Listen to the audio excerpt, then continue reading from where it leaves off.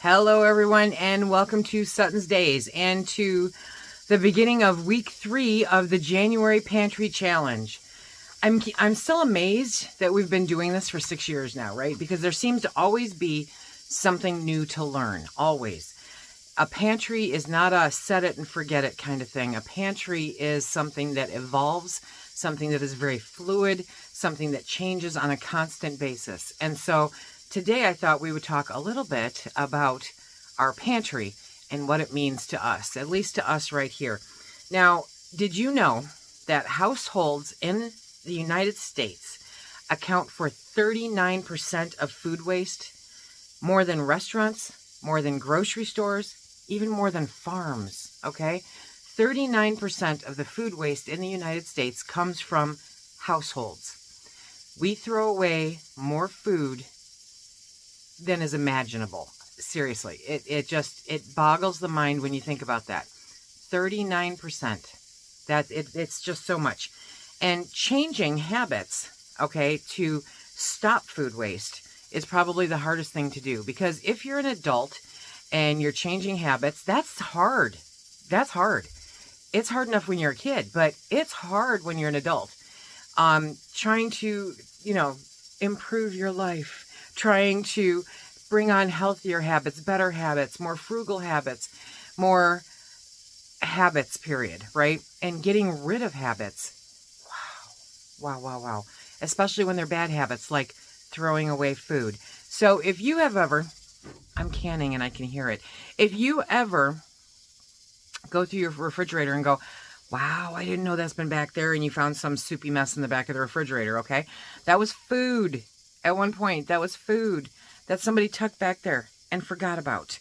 And now it's wasted. So that is money. That is taking dollar bills, lighting them on fire and going, woo, here we go, okay? It's really just not a good thing. What we do in the kitchen can make a difference, okay? And what we do in our pantries can make a difference. Creating meal plans, shopping with a list, composting, using up leftovers, right? That all helps reduce food waste.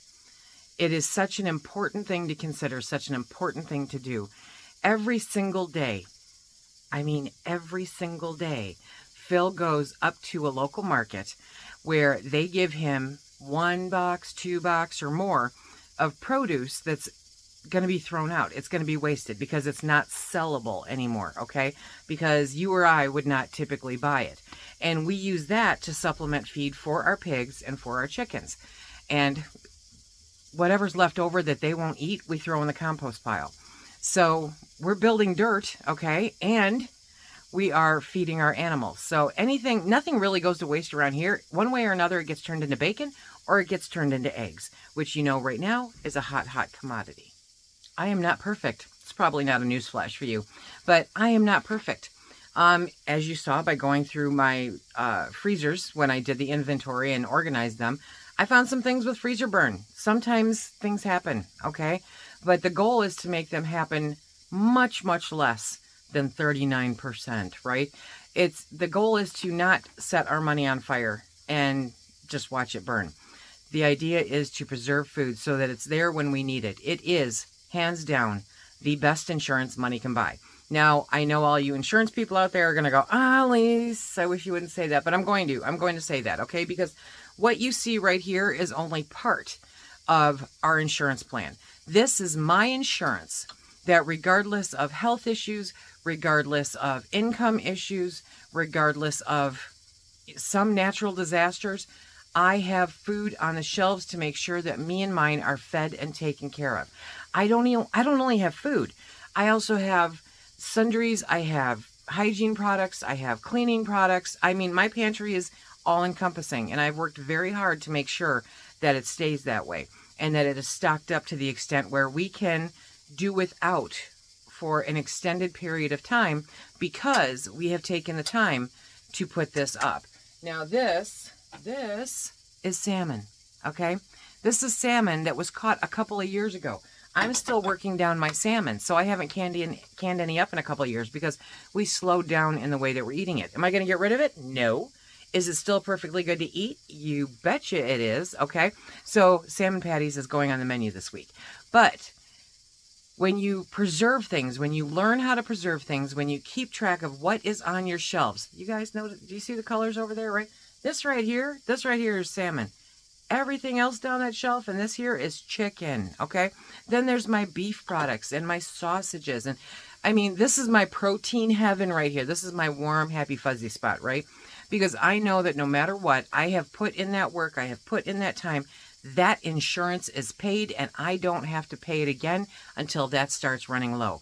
Unlike, say, life insurance, where you pay and you pay and you pay, and then they raise the rates 30% when you reach a certain age. And when you reach a certain age again, they raise it another 30%. And when you reach another age again, they raise it another 30%. And then they go, oh yeah, okay, by the way, so you're not really covered for much. I could have put that money in the bank and gained more interest off of it than the insurance company. So for me, having my integral insurance here in my home, here to take care of the people in my home, is extremely important. And this is one of the best insurance policies you will ever spend your time or money on. You've heard me say it before, time is money. I value my time at a very high dollar amount. I have a finite amount of time left on this earth and nobody knows how much it is. Nobody, regardless of your age, knows how much time we have left. And so to me, that says that that time is worth a lot. It is worth a lot. And if you want me to put a dollar on it, I'm going to say $50 an hour, okay? I am worth $50 an hour because it is taking time away from things that I would rather be doing.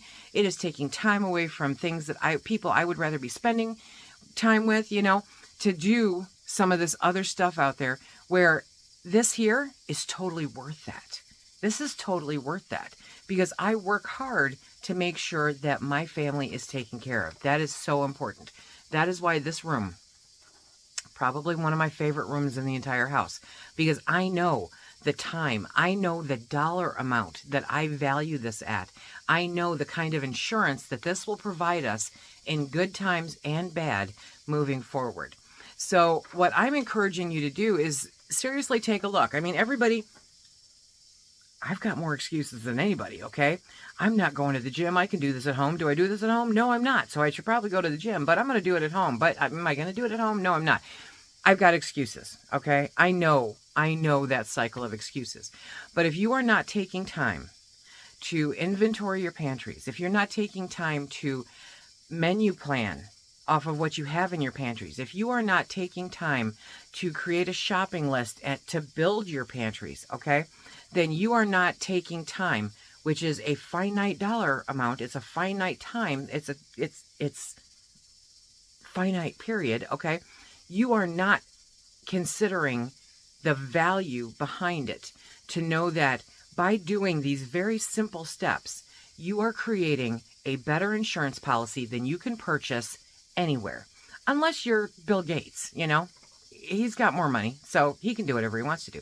But the rest of us are counting pennies. We're watching paychecks. We're going month to month. And so being able to build up a pantry with a stockpile of good, healthy, quality food that can see us through those rough times when maybe, oh wow, they just raised my insurance premium and now I'm going to be short $50 a month for a little while, you know? Well, guess what? You have that. You have that on your shelves in your pantry. You can deduct that from your grocery budget relatively comfortably, not always happily, okay? But you can deduct it and you know that you're still going to eat good. You know that you're still going to have toilet paper, soap, laundry detergent, you know, any of those things that you use. You know you're going to have your over-the-counter medications because you have taken time when the money was slightly better to stock those things up. Is it as fun as a trip to Disneyland? Well, for me it is. But for most people, probably not, you know. But it's necessary. It's a necessary thing to do to make sure that you are providing the best that you can for you and your family. And that's the important thing. That is Project Pantry, okay? It is learning how to build a pantry in order to help sustain you and yours in case of any emergency. Any emergency. Now, are my shelves going to last through a house fire? No. No, they're not. Are they going to last through a tornado that's a direct hit? No. No, they're not, okay? Are they going to help me not spend money if something floods? Yeah, they are. If I lose a job, yeah, they're going to help a lot. If one of us gets sick, they are definitely going to help a lot, right? And they save time. They make us healthier. So I don't know of a single insurance that makes us healthier, seriously, except for this one, if done properly. So what I want you to look at is ways that you can reduce your food waste, okay? Learn how to preserve it, whether it's canning, whether it's freeze drying, whether it's dehydrating. Buy commercially what you have to buy commercial if you're not doing any of those, okay? Learn how to put up food and your other necessary items so that you have a stockpile of them. Is it hoarding? No, it's not hoarding. I hate that word. I hate that word. I am not hoarding a thing. I have worked my tail off to build this room to be what it is. The fact that somebody who yells, "Oh, you're hoarding," says that it's hoarding tells me that they haven't done a thing and they're just waiting for somebody to hand them something. Now, in case you haven't noticed in the news lately, they're talking once again about taking away the entitlements that we have all paid in for our entire lives, okay? Because they would rather use the money someplace else. They are talking about changing the income that the people that rely on it the most because they want to use that money someplace else. The government is never going to be here to help you. They are never going to be here to help you. Big government, little government, medium government, it's not their job to help you. At least they don't think it is. They are supposed to be working for the health, welfare, and safety of its citizens, okay? They are not here to make sure that you can sit on your butt longer and do nothing. Now, it sounds like a mini rant. It sounds like I'm getting political. I'm not. What I'm doing is I'm saying that it's not their job to make sure that you have food on your shelves. It is your job and your responsibility to make sure that you stockpile what you can. My mother lived off of $800 a month when she collected Social Security. That was supposed to cover her rent, her utilities, and her food. Did she get subsidies for her food? Yes, she did. She got the WIC card, or not the WIC card. She got the card. Okay. And I subsidized it. And I subsidized her income. I provided money. For the last few years, I paid her rent so that she had all of that money to do whatever she wanted with, right? Not everybody has somebody who can do that for them. And I'm not counting on anybody doing that for me. I need to do it for me. But I know from cleaning out her freezer that on $800 a month, that woman was able to stockpile food in case of emergencies because she lived through emergencies. She lived through job loss. She lived through divorce. She lived through foreclosures, okay? None of us wants to go there. None of us wants to be there. But sometimes stuff happens. And so sometimes you need to make sure that you're stocked up on the stuff that will keep you healthy and will keep you alive while chaos is surrounding you.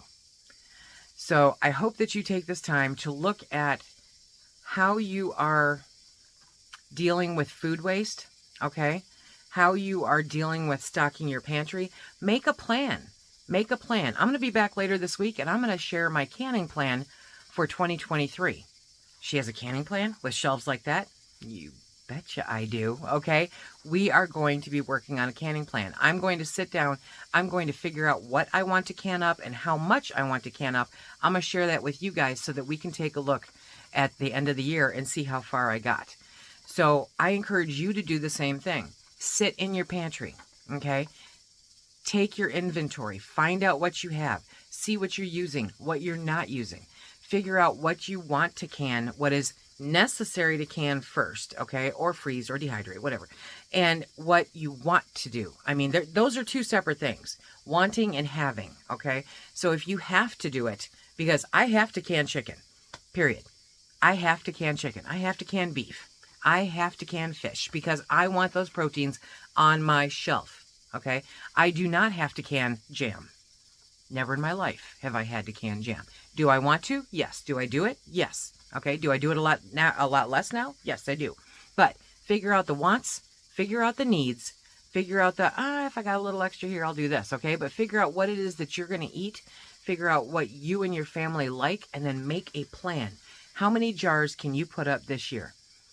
and it's pending sales. I mean, there's a lot, it's contingent on so many things. So many things. So if, can I put a whole nother shelf of chicken if I didn't catch an incredible sale? No, I couldn't. No.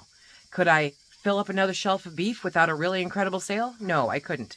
But when that sale comes along, because I've been doing my due diligence throughout the year, I have saved money so that I can take advantage of that sale.